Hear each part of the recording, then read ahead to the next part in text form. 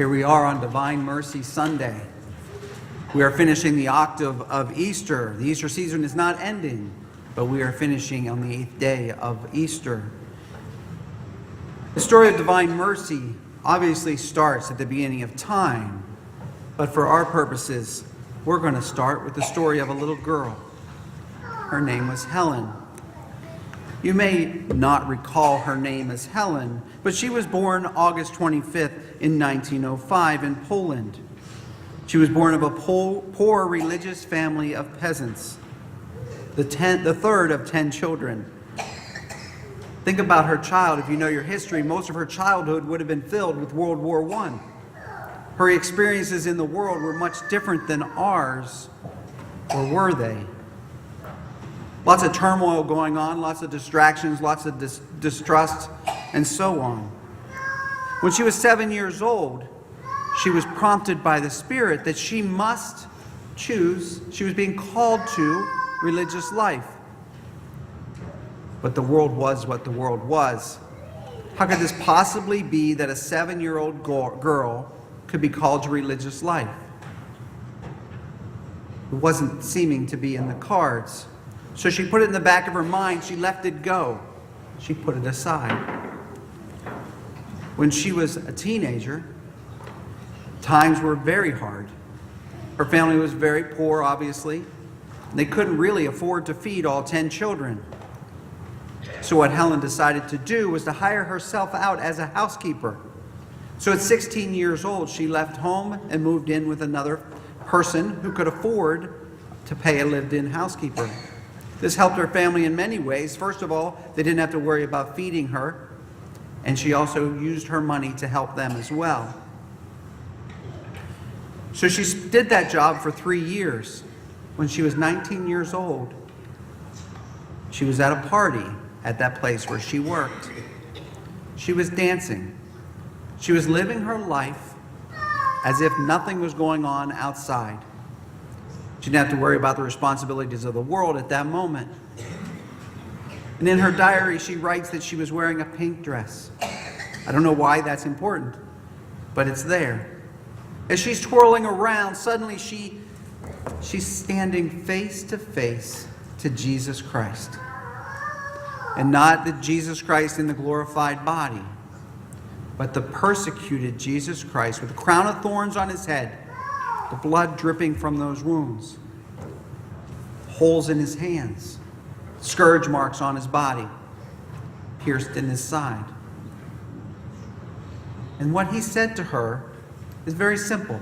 And I think all of us can listen to that and maybe take something away.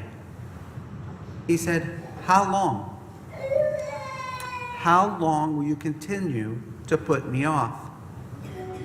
Well, Helen at that moment fell to her knees, and she was bound and determined. I'm no longer going to put Jesus second. I'm no longer going to put that in the back of my head. I'm going to stand up and do what Christ has called me to do. So she started looking for a convent that would accept her. But in case you don't know, convents at that time didn't take poor little girls. You had to be someone of prominence, someone who had a family with wealth and a dowry that you could then put into that convent to help support the sisters.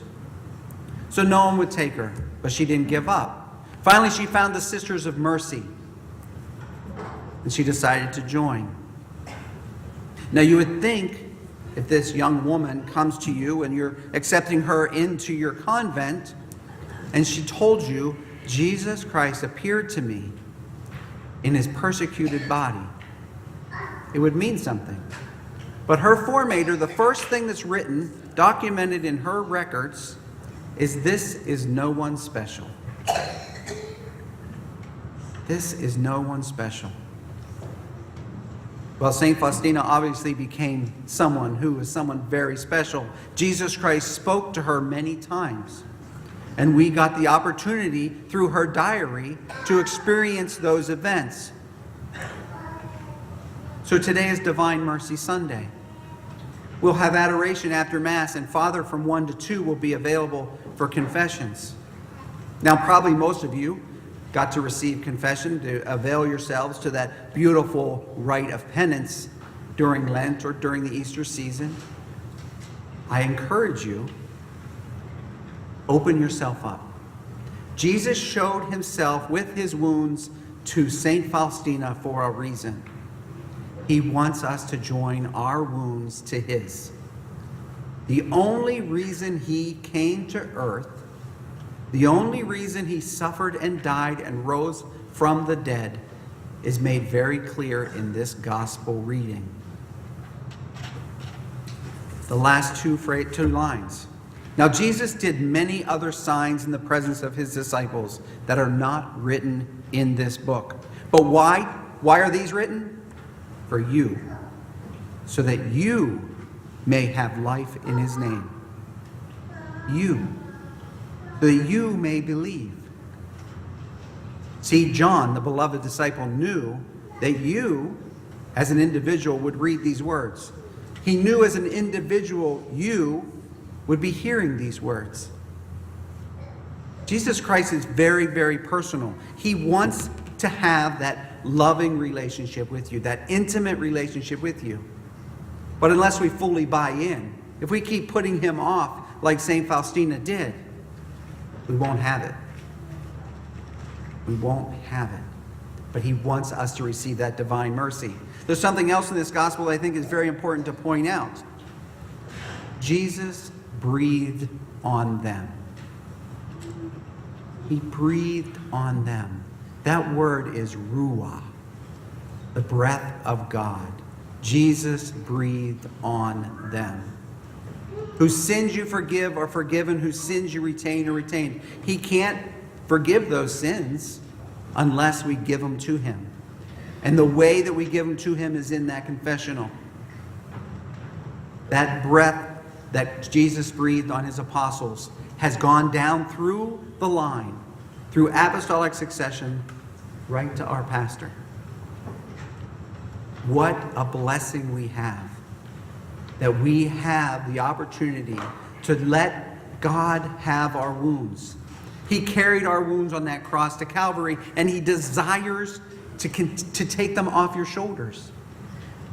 He desires to take that weight off your shoulders and put them on his. He had to carry them anyway. So this Divine Mercy Sunday, let's not forget that. Let's take advantage of that. And if not today, maybe tomorrow. But don't put it off 19 years like St. Faustina did. One last thing.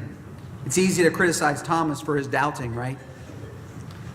But when I have these doubts and when I get in my world that I'm not sure, my faith may be waning, I may be struggling with something or another, I think of Thomas just 10 chapters earlier in the book of John. In this gospel, 10 chapters earlier. Let me set the scene for you. Jesus and his apostles just learned that Lazarus was dying. That Lazarus was very sick. Jesus had just left Jerusalem and they tried to stone him to death. His apostles all said, "No, you can't go back. You can't do it. I know he's your friend, but you can't do it. They will surely kill you." All the apostles said that, except one. Thomas, he said, "Let us go and die with him." That's faith. That's faith. So it's easy to say Thomas was a doubter, but Thomas knew who Jesus was. And he knew him personally. So I invite all of us, everyone, to take advantage of this Divine Mercy Sunday, to all the blessings that are in it, and get to know him. Let him have your wounds. He desires to be with you always. Praise be Jesus Christ.